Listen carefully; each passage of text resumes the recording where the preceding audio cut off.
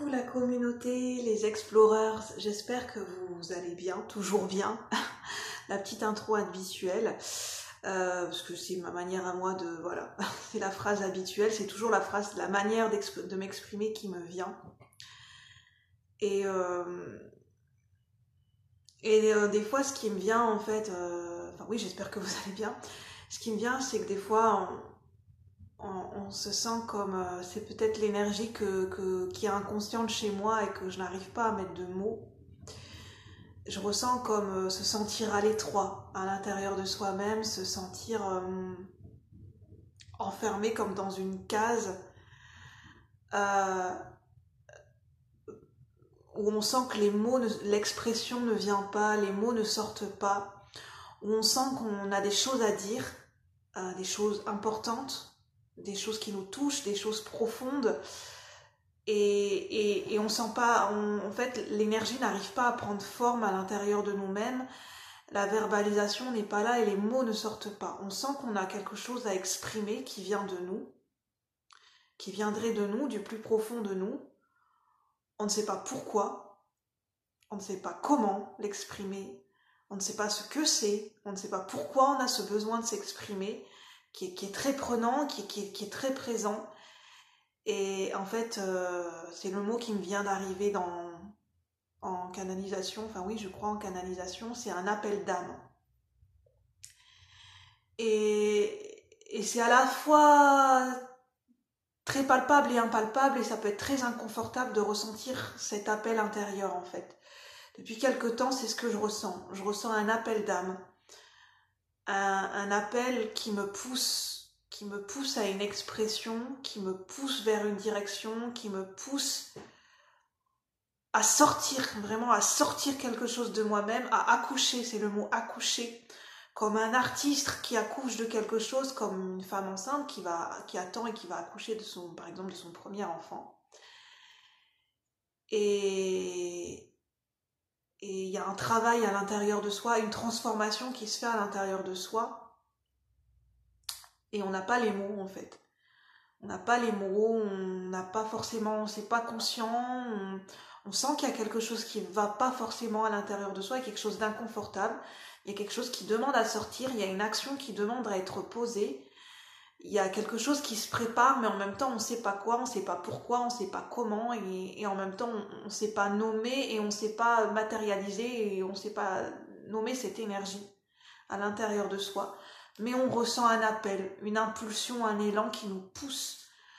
On ne sait pas vers quoi, on ne sait pas ce que c'est, on ne sait pas quelle forme ça va prendre, on ne sait pas de quoi ça traite, on sait juste qu'on ressent une impulsion. Et ça vient titiller comme une énergie, ça vient provoquer de l'inconfort. Au niveau des émotions, ça provoque de l'inconfort parce que je pense que ça vient réveiller le moment où on était en procrastination, dans une zone, enfin, dans des habitudes depuis très longtemps. Et on se rend compte que les habitudes qu'on a menées, une vie, c'est toute une existence, tout un mode de vie qu'on a mené pendant très longtemps. Eh bien, on se rend compte qu'on commence à ressentir émotionnellement que ça vient à terme, en fait, qu'il y a quelque chose qui matche plus, et que ça nous convient plus, et que ça fait, en fait, ça fait déjà partie du passé. C'est-à-dire qu'on peut se rendre compte qu'on est en train de vivre d'une certaine manière, d'avoir encore certaines habitudes, certains comportements et encore un style de vie. Et on se rend compte que ça ne fait plus sens. Ça ne fait plus sens à la personne qu'on est devenue. Et c'est ça que j'arrivais pas à en mettre en mots en fait.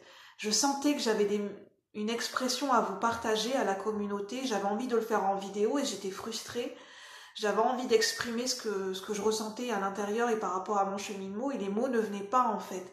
Et j'étais frustrée parce que je me disais, mais en fait, est-ce que je me retiens? Est-ce que c'est de la retenue? Est-ce que c'est de la peur? Est-ce que c'est de la lâcheté? Est-ce que c'est un manque d'honnêteté vis-à-vis de soi-même? Est-ce que je porte encore un masque? Et je me disais, est-ce que c'est la peur de dire quelque chose? La peur d'oser être soi-même?